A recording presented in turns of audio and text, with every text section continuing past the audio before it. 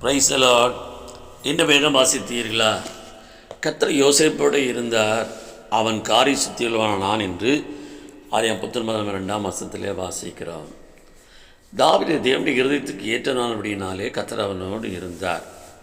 யோசேப்பு தன்னை தேவனுக்கு முன்பாக அப்படி இருதயத்துக்கு ஏற்றவனாக மாற்றிக்கொண்ட அப்படின்னாலே கர்த்தர் அவனோடு இருந்து அவனை போத்திபாருடைய வீட்டுக்கு ஊழியக்காரனும் விசாரணை காரணமாய் கர்த்தர் மாற்றினார்.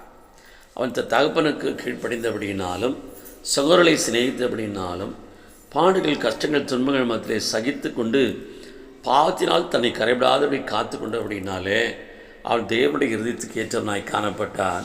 கர்த்தர் அவனோடு இருந்தார், அவனை ஏற்று தேசத்துக்கு அதிபதியாகி உயர்த்தினார் என நாம் பார்க்கிறோம்.